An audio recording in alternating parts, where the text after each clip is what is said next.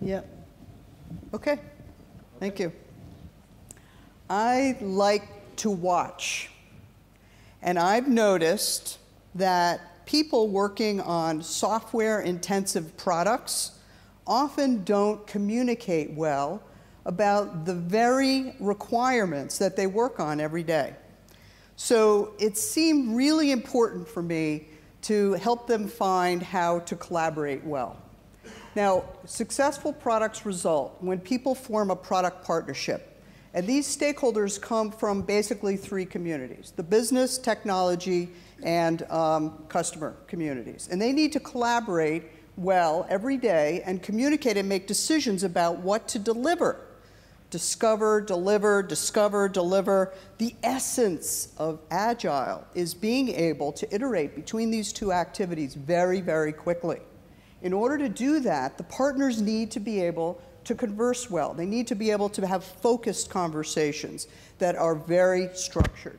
Now, when these diverse stakeholders come together, they all have their diverse perspectives. So they can come up with many, many, many product options, but they can't deliver them all. They have to have a way to make decisions together about the options to select. How? Value is the expected return from each delivery. Value is not static. It changes with time. And each partner has their own perspective of value. Value is in the eyes of the beholder. So the partners need to share their respective value considerations and agree on a set of values. Now, the structured conversation incorporates value, and it's fast and efficient. The structured conversation has three parts.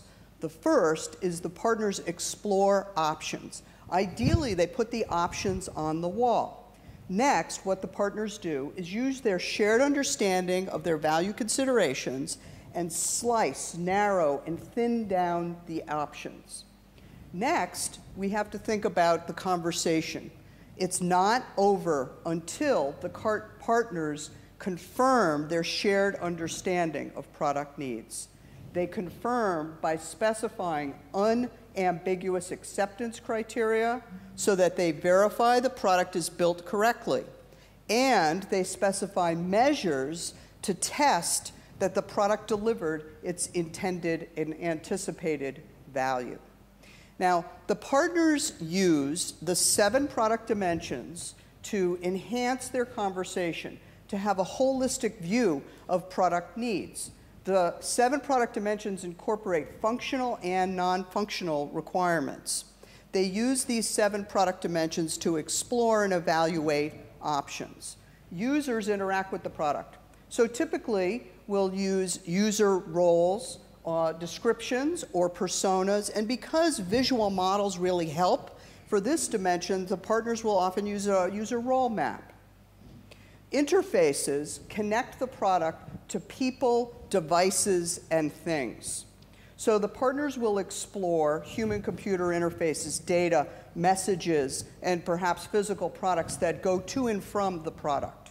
The partners will use visual models like wireframes and prototypes and context diagram to enhance their conversation. Actions are defined by the partners, listed typically, using, depending on planning horizon, features, minimum marketable features, use cases, user stories. And here again, the conversation is enhanced with visual models, such as a story map, a process diagram, a value stream diagram, a swim lane model. Now, the product acts on, stores, and references data.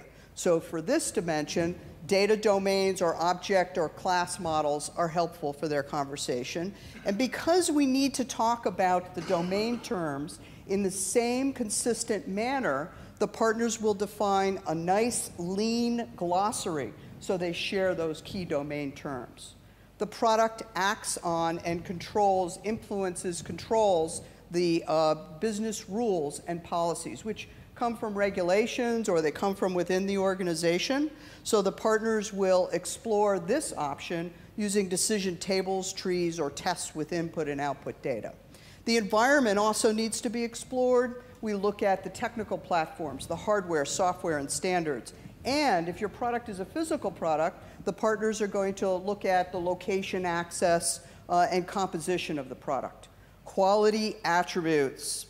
Yeah, those are really important for also equally exploring, and we'll explore operational quality attributes like security, usability, interoperability, and we'll explore the development quality attributes such as reusability or efficiency and testability. So the partners explore within and across all 7 dimensions, usually starting with a feature or a story. They'll evaluate and select a subset of options and assemble them. Then the partners confirm to verify and validate their selections.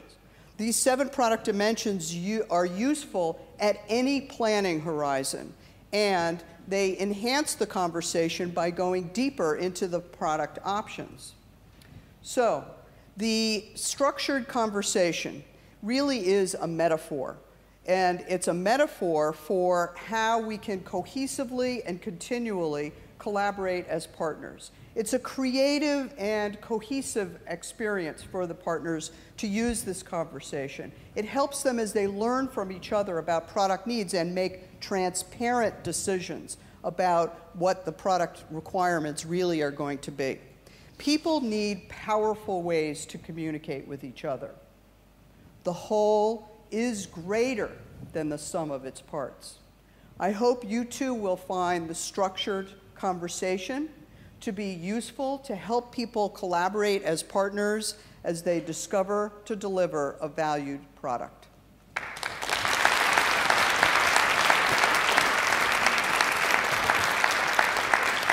Thank you, Alan.